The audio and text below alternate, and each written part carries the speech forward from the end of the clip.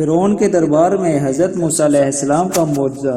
فرعون نے حضرت موسیٰ علیہ السلام سے کہا، خدا نے تمہیں پیغمبر بنا کر بھیجا ہے، اس کی تمہارے پاس کیا دلیل ہے؟ موسیٰ نے اپنا عصا زمین پر ڈالا تو وہ ایک خوفناک عذاب کی شکل اختیار کر گیا۔ فرعون نے یہ معجزہ دیکھا تو خوف زدہ ہو گیا۔ پھر حضرت موسیٰ علیہ السلام نے عذاب کو اٹھا لیا تو وہ عصا بن گیا۔ موسیٰ علیہ السلام کا یہ معجزہ دیکھ کر فرعون حیران ہو گیا۔ فرعون نے اپنے ساتھیوں سے کہا، موسیٰ تو جادوگر ہے، یہ جادو کے زور پر تم لوگوں کو ملک سے نکال دے گا۔ فرعون نے اپنے ساتھیوں سے مشورہ کیا کہ موسیٰ کے مقابلے میں ملک بھر کے بڑے بڑے جادوگروں کو بلایا جائے، اس سے موسیٰ کا مقابلہ کروایا جائے۔ چنانچہ جادوگروں کو تلاش کیا گیا، اس کے بعد فرعون کے دربار میں لایا گیا اور حضرت موسیٰ علیہ السلام کو بھی بلایا گیا اور جادوگروں کو بھی بلایا گیا۔ حضرت موسیٰ علیہ السلام دربار میں پہنچے، ساتھ ہارون بھی تھے۔ فرعون نے موسیٰ سے کہا، اپنا کمال دکھاؤ۔ فرعون نے جادوگروں کو للکار کر کہا، آئیں اپنا جادو کا کمال دکھائیں۔ جادوگر اپنے ساتھ رسیاں بھی لائے تھے۔ جادوگروں نے اپنی اپنی رسیاں زمین پر ڈال دی تو وہ بڑے بڑے سانپ بن گئے، رینگنے لگے۔ حضرت موسیٰ علیہ السلام نے بھی اپنا عصا زمین پر ڈال دیا تو وہ آزاد بن کر تمام سانپوں کو نگل گیا۔ یہ معجزہ دیکھ کر جادوگر حیرت میں پڑ گئے۔ موسیٰ علیہ السلام نے فرمایا کہ حق اور باطل ظاہر ہو گیا ہے۔ تمام جادوگر معجزہ دیکھ کر سجدے میں گر گئے اور کہنے لگے، ہم موسیٰ اور ہارون علیہ السلام کے دین پر ایمان لے آئے، اور کہا، موسیٰ حق پر ہے اور سچا ہے۔ جادوگروں کی زبانی موسیٰ اور ہارون کی تعریف سن کر فرعون غصے اور جلال میں آ گیا۔ فرعون نے جادوگروں سے کہا، میں تم لوگوں کو سزا دوں گا اور تمہارے ہاتھ اور پاؤں کاٹ ڈالوں گا۔ جادوگروں نے فرعون کے جواب دیا کہ ہم کوئی خوف نہیں کھاتے، ہم پروردگار کی طرف جاتے ہیں، وہی ہمارے گناہ کو معاف کرے گا۔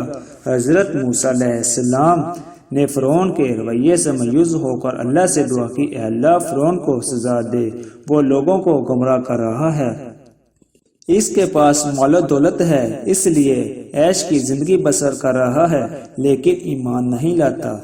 فرعون اللہ کا منکر تھا۔ ایک روز اس نے اپنے وزیر ہامون کو حکم دیا کہ میں خدا کو دیکھنا چاہتا ہوں، اس کے لیے ایک بہت اونچا مینار تعمیر کرو، میں اس پر چڑھ کر خدا کو دیکھوں گا۔ فرعون کے کہنے پر ہامون نے ایک بلند بالا مینار تعمیر کرایا۔ وہ اتنا اونچا تھا کہ وہ اپنی جگہ پر برقرار نہ رہ سکا اور زمین بوس ہو گیا۔ حضرت موسیٰ علیہ السلام نے دعا کی تھی، اللہ نے سن لی۔ فرعون ہر طرح کے عذاب میں گھیرا گیا، ملک میں ہر طرح کی بیماریاں آ پڑی، قحط آ پڑا، اناج کا ایک دانہ بھی نہیں تھا۔ ہر طرح کی آفت سے فرعون گھبرا گیا اور اس کی قوم نے ہلچل مچا دی اور فریاد کی، کیا ہو گیا ہے؟ ہم تو ہر طرح کے عذاب میں مبتلا ہیں۔ فرعون نے اپنی قوم سے کہا، موسیٰ سے کہو کہ یہ عذاب ٹل سکتا ہے۔ فرعون کے مشورے پر لوگ حضرت موسیٰ علیہ السلام کے پاس آئے اور کہنے لگے، ہم عذاب میں مبتلا ہیں، ہمارے پاس اناج بھی نہیں، ہم فاقے کر رہے ہیں، بیماری سے بھی تنگ آ چکے ہیں، ہمارے اندر اب اتنی سکت نہیں کہ ہم برداشت کر سکیں۔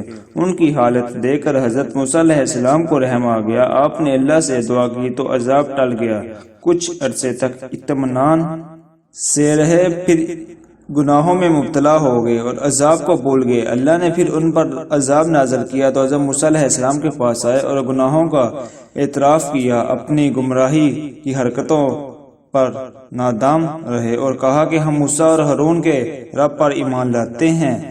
حضرت موسیٰ علیہ السلام نے اپنی قوم کی نجات کے لیے دعا کی تو عذاب ٹل گیا، تو اس پر کہنے لگے، مصیبت تو آتی جاتی ہیں، یہ کوئی تعجب کی بات نہیں۔ پھر اللہ کا قہر نازل ہوا، ٹڈی دل آسمان پر چھا گئی، کھڑی فصل تباہ ہو گئی، ملک میں پھر قحط پیدا ہو گیا، جسم میں جویں پیدا ہو گئی، جگہ جگہ مینڈک نظر آنے لگے، یہاں تک کہ جینا دبر ہو گیا۔